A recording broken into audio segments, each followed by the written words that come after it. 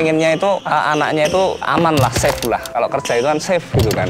Saya tuh pelan-pelan lah sama ibu bilang, Bu saya minta ridhonya ibu, saya pengen jualan. Ya akhirnya ini apa?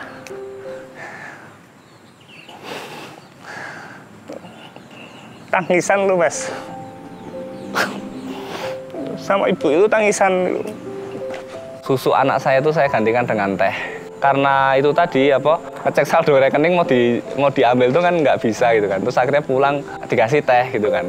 Terus ya itu tadi terus saya izin istri support, saya bawa gelang kalung cincin istri, saya bawa ke Jogja, saya gadekan, saya dapat duit kurang lebih 1.200.000. Saya untuk awal memulai bisnis online itu saya dengan duit 1.200.000 dengan menggadekan gelang kalung cincin dari istri saya. Yang alhamdulillah tak tebus. Udah ya mas sekarang ya?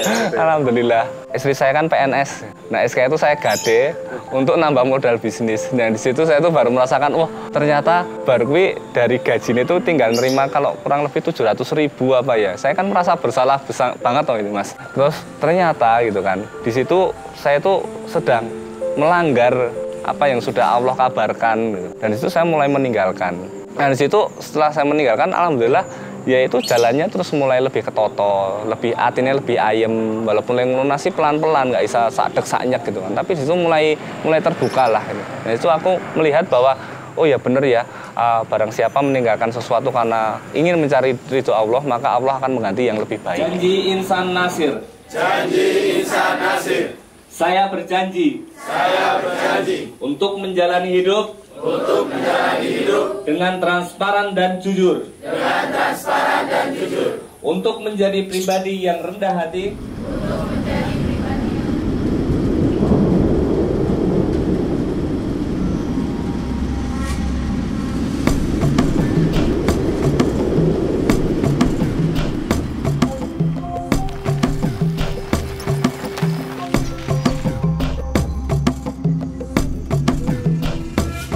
Bismillah, Assalamualaikum warahmatullahi wabarakatuh. Perkenalkan, nama saya Indra Prawita Alam, usahanya dari PT Nasir. Nasir itu kepanjangan dari PT Niaga Wasilah Al Khair.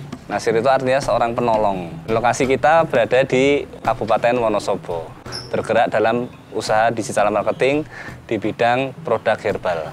Background saya itu sebenarnya dulu seorang guru 4 tahun, terus di situ ya karena ada hal keputusan yang harus saya ambil, banyak referensi ya, saya baca tentang pengusaha itu, entrepreneur, pengusaha, saya banyak belajar, kok sepertinya enak menjadi pengusaha, terus akhirnya saya memutuskan untuk resign, menggeluti dunia usaha, yang ternyata nggak semudah kata motivator, ambruk.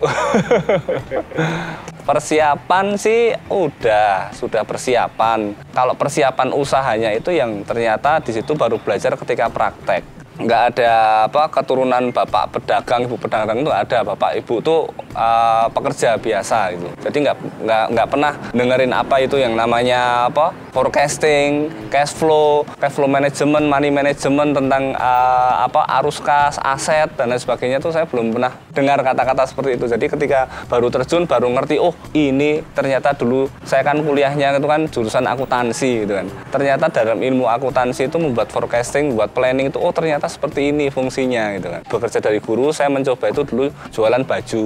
Saya mencoba membuat offline store yang di situ saya itu ada rasa mungkin kepedean ya dengan ilmu di kuliah, apalagi saya dulu backgroundnya seorang guru, teorinya saya dapat, prakteknya paling cuman kayak gitulah gitu kan. Tapi setelah praktek terjun itu nggak semudah itu juga gitu kan. Apalagi saya jatuhnya itu kan lebih ke arah planning dan money management kan. Jadi saya tuh ceritanya bikin satu offline store, yaitu toko baju. Saya kulak di Tanah Abang. Di 2 bulan pertama itu saya langsung buru-buru membuat offline store baru lagi. Karena saya lihat omsetnya sekian nih gitu kan. Nah kalau saya nambah cabang nanti saya bisa dapat hasil 2 kali lipat gitu. Mungkin Allah itu menguji saya itu biar nggak sombong gitu kan. Menguji saya, jebret langsung nggak tahu langsung kenapa itu dalam waktu nggak sampai setahun tuh ludes nanggung utang banyak lah gitu. Endingnya itu nanggung utang banyak. Rame itu dalam artian hitungan saya itu masuk di atas kertas. Jadi kalau offline store itu dulu saya nyewa ruko aja kurang lebih 30 juta. Belum untuk perlengkapan peralatan, beli manikin, beli hulu, gantungan baju dan lain sebagainya habis 30. Jadi satu online store itu untuk ngisi barang dagangan habis sekitar kurang lebih 150-an juta. Menurut kalkulasi saya masuk nih. Kesalahan saya itu kan di money management juga itu kan. Tapi setelah ngerti babakan tentang riba itu baru ngerti, oh iki Gusti Allah ini negur saya memang gitu kan. Terus akhirnya buka satu lagi, ada tren yang nggak bisa saya baca, akhirnya toko sepi, tagihan, pihak bank kan nggak mau tahu, pokoknya per bulan harus nyicil gitu. Nah di situ saya nggak kuat, psikologis tergoncang. Setelah tergoncang itu kan baru disadarkan itu ternyata itu usaha saya nggak diberkahi nih gitu kan. Ya qadar Allah, alhamdulillah saya pas di situ malah kayak disadarkan itu. Utangnya ratusan juta, saya mau pulang ke rumah itu malu karena predikat sebagai guru itu bagi orang tua itu kan wis sosok yang digugu dan ditiru gitu kan. Sambat karo wong tua ya malu itu kan. Pokoknya saya tetap bertekad, saya tetap wis langsung mau melanjutkan usaha lagi. Usaha di bidang yang sama, produknya sama, tapi dengan cara yang berbeda, yaitu pas saat itu saya belajar di dunia e-commerce digital marketing. Mulai kenal sama online. Awalnya saya jualan online itu hanya menghabiskan stok baju. Jadi saya itu hijrah dulu dari Jogja ke Wonosobo karena istri saya di Wonosobo. Otomatis kalau saya bolak-balik kondisi fisik dan mental itu saya itu sangat terganggu sekali. Terus setelah saya milih jauh dari orang tua aja sekalian biar nggak terlalu banyak pertanyaan. Di mata orang tua itu kalau kerja, kalau usaha itu kan kelihatan fisiknya. Ketika saya jualan online itu kan di depan laptop dari pagi sampai siang, dari siang sampai malam, dari malam sampai pagi lagi. Cuman pakai celana kolor di dalam rumah di depan laptop itu kan nggak kelihatan kerja bagi orang tua mungkin ya.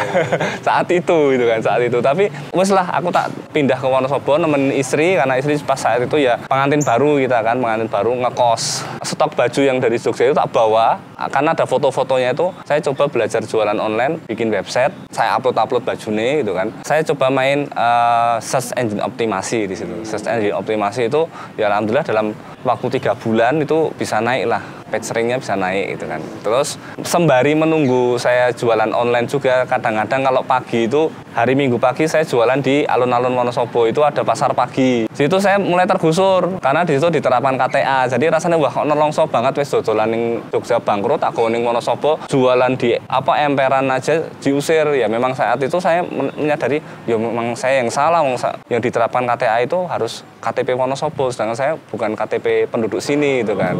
Itu rasanya kok nelongso gitu. Arep sambat terus apa meneh malah mung disen-disen ke. Berjuang lagi wis bismillah lah pokoknya saya jualan online ini di sini ya alhamdulillah dari situ mulai mengenal terus di situ mulai sedikit-sedikit saya mempelajari, terus saya move dari jualan baju saya ke jualan ke herbal. Dikenalkan sama teman untuk reseller produk herbal. Tapi di situ ada momentum yang memang benar-benar saya tuh dapat itu kena banget itu. Jadi hasil jualan itu bayar cicilan lah di situ. Ada momentum di mana saya tuh menyadari bahwa oh iya, saya dulu kan ibaratnya kayak minggat saka omah gitu kan. Saya minggat saka omah, orang tua itu juga taunya itu masih menyarankan saya kue kerja wae gitu kan. Tapi kalau dipikir-pikir saya tuh dulu nanggung utang ratusan juta itu juga kalau saya kerja lear ngelunasi kapan gitu kan.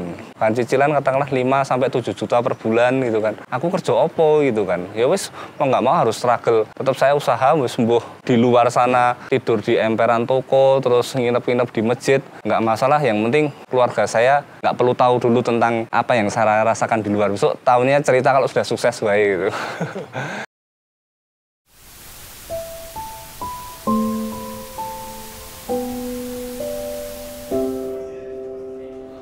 Ada momentum juga di mana pas saat itu saya jualan sudah mulai bisa nyicil per bulannya gitu kan. Momentum jualan herbal itu ya saya nggak tahu ya mungkin karena kurang berkah juga ya masalah tentang cash flow, money management, tentang riba tadi itu ya. Penjualan ada duitnya tapi ketika akhir bulan ya cukup bayar cicilan kayak gitu kan. Semakin mendalami saya terus akhirnya mau ke Jogja. Intinya saya mau ke Jogja, saya tuh ada kutipan hadis ya bahwa doa orang tua itu nembus langit gitu kan. Bismillah saya minta izin sama istri saya. Pas saat itu hari Sabtu istri saya libur kan. Istri saya libur. Terus aku izin ya Dek, saya mau ke Jogja. Oh iya, nggak apa-apa Mas gitu kan. Saya mau jualan herbal. Nah ini saya udah janjian nih. Terus sama izin lagi, saya pinjem, sebahasan itu saya pinjem maharmu gitu kan. Saya pinjem maharmu, gelang, kalung, cincin, tak pinjem, loh ngopo tak gadekke ya. Bismillah ini insya Allah usaha. Ini salah satu bentuk ikhtiar lah. Manusia itu kan bisanya cuma berikhtiar gitu kan. Segala sesuatu Allah yang menentukan. Tapi kalau kita nggak ikhtiar, ya gimana Allah mau memberikan jalan rezeki gitu kan. Kalau cuma mau pasrah tok, pasrah tapi kan kita juga tetap harus gerak gitu. Ya saya pinjam gelang kalau izinnya sambil izin, wis dongakno, insya Allah jualannya laris gitu. Dan saya berangkat itu saya nggak bilang juga kalau saya itu cuma bawa uang 50.000 gitu. PP bensin itu ya insya Allah cukup lah harus gue jajan bakso ning dalan itu mas, 50.000. Di situ juga ada momentum juga di mana karena orang tua saya juga bahasanya dalam tanda kutip kan belum ridho ya dengan apa yang saya lakukan itu kan pengennya tetap kamu kerja gitu kan, kamu kerja ijazahmu tok ono saka meja gitu kan. Ada momentum juga itu sama ibu itu minta izin Bu, ini saya udah kadung babak belur di usaha. Nek saya nggak ngelanjutin lagi, saya akan lunasi utang ke piye gitu kan. Insya Allah ini saya udah ada gambaran kok jualannya seperti apa, mau jualan apa itu udah ada gambar. Tadi atau kayak ngiyem-yemi atine wong tua gitu lah mas. Kan orang tua sedih gitu kan, pengennya itu anaknya itu aman lah, safe lah. Kalau kerja itu kan safe gitu kan. Saya tuh pelan-pelan lah sama ibu bilang, Bu saya minta ridhonya ibu, saya pengen jualan. Ya akhirnya ini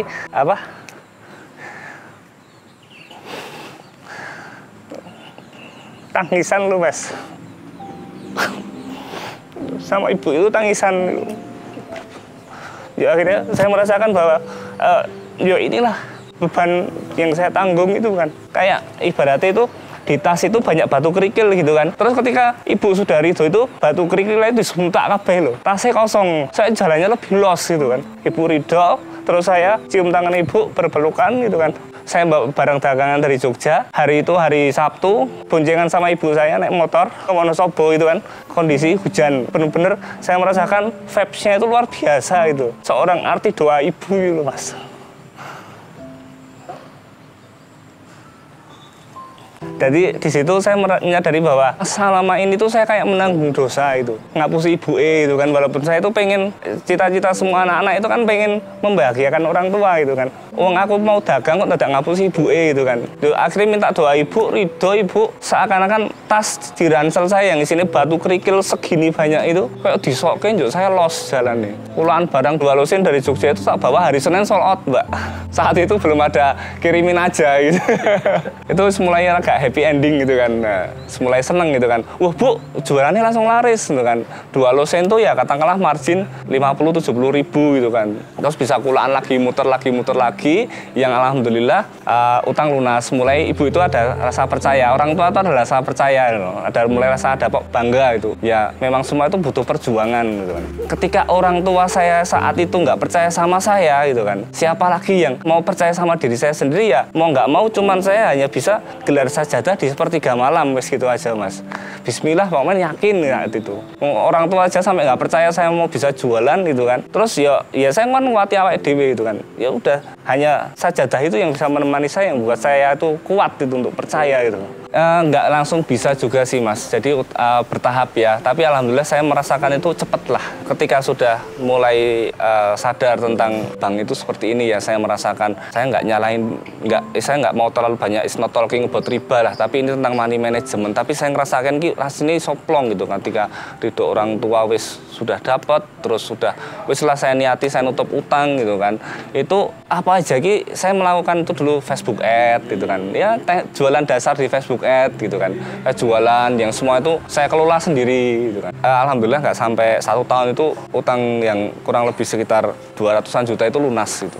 Alhamdulillah utang lunas, ya di situ saya terus mulai pelan-pelan lah ngatur tim, manajemen gitu kan. Terus mau sebelumnya jualan reseller gitu kan, mulai saya belajar branding, create produk sendiri, saya ke pabrik sendiri, ke manufaktur sendiri, coba bikin brand gitu kan.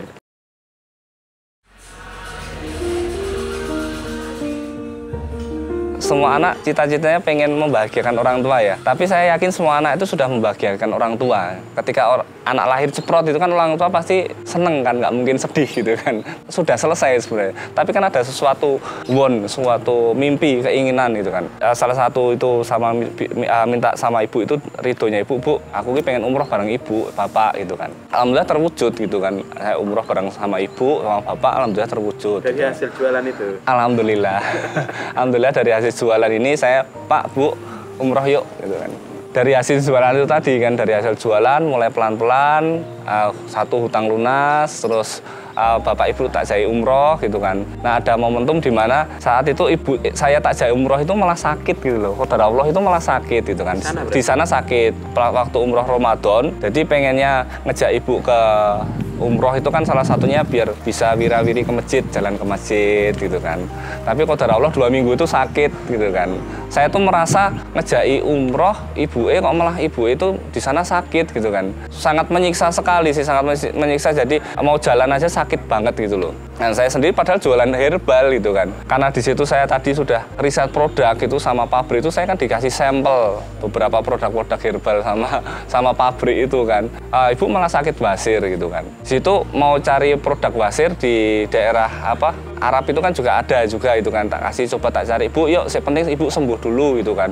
Lama ada beberapa sampel itu tadi tak cobain ke ibu saya nggak bilang itu sampel sebenarnya. Ini ada produk obat wis diunjuk mawon gitu kan. 4 minggu di sana, 2 minggu ibu sakit, 2 minggu selanjutnya udah mulai bisa jalan pelan-pelan ke masjid gitu kan. Momentum prosesi haji itu loh, ibu kok lancar banget gitu, perjalanannya lancar banget. Terus sudah selesai prosesi haji itu, saya tuh tadi sebelumnya itu cuma ngasih sampel ya sama ibu ya.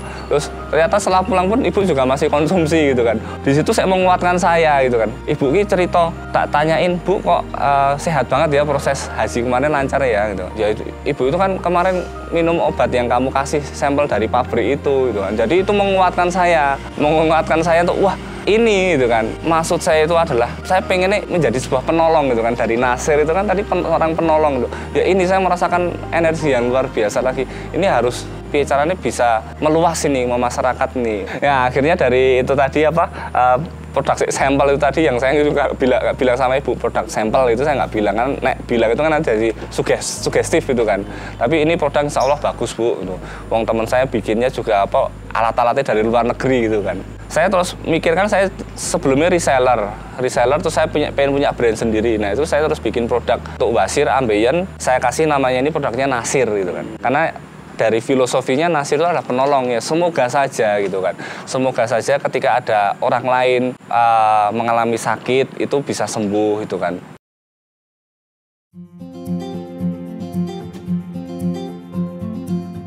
Ya produk Nasir ini kan saya jual di online ya, karena memang saya tuh immerse digital marketing, saya jualan produk lewat online gitu kan.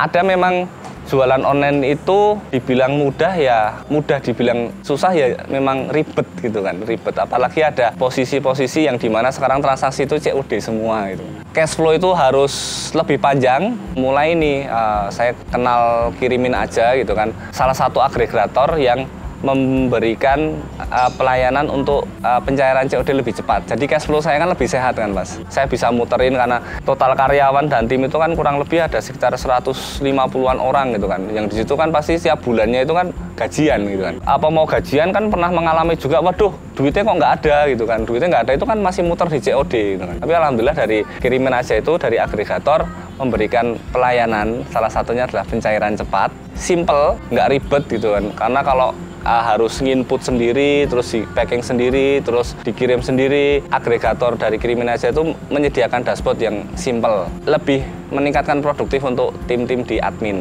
Jadi ada salah satu, kalau COD itu kan kurang lebih proses antara kirim barang sampai duit cair itu sampai 1 minggu ya. Bayangin aja katakanlah misalkan ya transaksi 1 hari itu terjadi penjualan 100 juta gitu kan. 7 hari cair itu kan berarti harus nanggung duit selama 7 hari, transaksi 7 hari berarti 700 juta gitu kan. Nah di Kirimin Aja itu ada salah satu program itu COD Advance gitu kan. Jadi kirim sekarang berapa 50% cair. Jadi lumayan kan untuk nafas, untuk cash flow itu kan insya Allah lebih sehat gitu. Kita sharing-sharing lebih ke bisnisnya aja sih. Intinya support tim Kirimin Aja itu ke bisnis itu adalah bagaimana Nasir itu besok mau dibawa kemana sih, dan stepnya harus bagaimana, lebih ke coaching. Ya ini kalau teman-teman immerse ya, atau teman-teman digital marketing yang pengen ngedevelop sistem atau manajemen tim, itu bisa ke Kirimin Aja untuk istilahnya coaching lah. Gimana sih arahnya nanti pertumbuhan bisnis mau dibawa kemana gitu. Terus arahnya nge-set up manajemen SDM mau bagaimana gitu. Itu insya Allah tim Kirimin Aja juga proven lah. Kalau dulu transaksi itu masih cash. Kalau customer belum ngirimin bukti transfer, barang belum dikirim. Tapi kalau sekarang, kalau masih ada seperti itu, saya pengen belajar gitu. Karena sekarang eranya itu COD gitu kan. 90% transaksi COD gitu kan. Kenapa alasannya gitu kan harus pakai kirimin aja? Itu untuk lebih ke manajemen cash flow dan memudahkan ada dashboard yang untuk memudahkan produktivitas kinerja dari admin dan tim yang lain.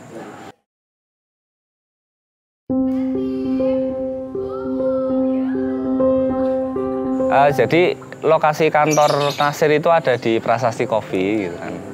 Ini memang saya desain sedemikian rupa itu sebenarnya untuk one stop, untuk lebih meningkatkan produktivitas saya. Karena saya kan hobinya ya ngantor, ya ngopi, ya nge-gym, ya basket gitu kan. Jadi di sini jadi satu tempat gitu kan. Produktivitas saya meningkat, nggak kerasa juga sebenarnya produktivitas tim juga meningkat gitu kan. Misalkan tim mau bikin konten gitu kan. Sekarang kan eranya user generate konten gitu kan. Jadi orang jualan itu harus bisa create konten gitu kan. Biasanya tim saya itu kalau bikin konten itu di tempat lain yang kita nggak bisa ngecek dia bener di sana enggak, berapa jam, berapa lama, udah selesai kok masih nongkrong gitu. Nah sekarang mau bikin konten ya di sini, saya bisa mantau atau manajer bisa mantau, kalau udah selesai langsung editing, selesai gitu kan. Itu kerasa banget produktivitasnya. Di tempat ini ada semuanya sudah bisa terjangkau.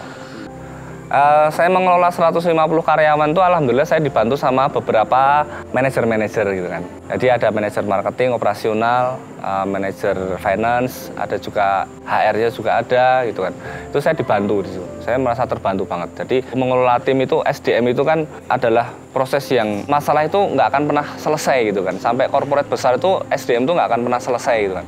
Tapi memang di situ memang tantangan, apalagi di perusahaan digital marketing seperti di PT Nasir ini selalu menuntut perubahan-perubahan hal yang baru. Ketika ada update algoritma itu kan harus dicek. Oh ada sebuah perubahan update algoritma dan di situ saya membutuhkan anak muda gitu kan. Saya pernah pesan sama HR kalau rekrut karyawan, rekrut tim umurnya nggak boleh lebih dari saya untuk posisi-posisi strategik. Karena perubahan zaman begitu cepat. Itu alasan kenapa tim harus umurnya lebih muda dari saya. Karena di situ ya saya sendiri sekarang kalau misalnya buka gadget aja nggak sampai 1 jam. Apalagi saya harus mantau dashboard TikTok yang kadang harus di scroll, saya sudah nggak ada waktu gitu. Saya lebih ke generalis. Awalnya yang saya dulu adalah seorang spesialis di Facebook Ads, Google Ads, terus pekerjaan saya deliverkan ke tim, saya mulai ngerekrut tim baru, saya ajarin pelan-pelan, sabar mas kalau ngajarin itu kan, kadang daya tangkapnya lebih cepat daripada si B gitu kan. Tapi mulai saya percayakan, saya deliver, saya kasih mereka panggung, saya percayakan ke mereka, yang akhirnya sekarang saya dengan 150 tim itu saya generalis, saya tinggal ngecek untuk progresnya, mau bikin planning apa, terus bulan kemarin progresnya gimana, evaluasinya, datanya mana gitu kan. Nah itu hanya peran saya untuk strategik mengambil keputusan. Saya membuat visi di PT Niaga Wasila Al Khair ini adalah mengamalkan sebaik-baik manusia adalah yang bermanfaat bagi orang lain dengan menjual produk herbal yang berkualitas. Visi saya adalah untuk Indonesia lebih produktif. Semoga orang-orang yang sakit dari wasir bisa sembuh lantaran dari produk Nasir ini.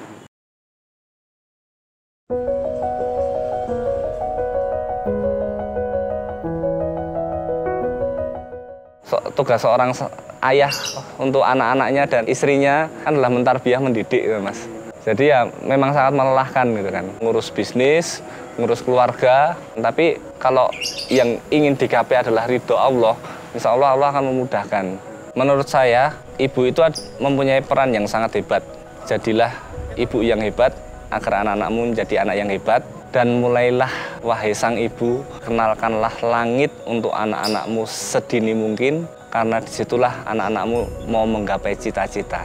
Saya, Indra Prawita Alam, owner dari PT Niaga Wasila Al Khair, mengucapkan terima kasih. Semoga konten ini bermanfaat untuk teman-teman semuanya.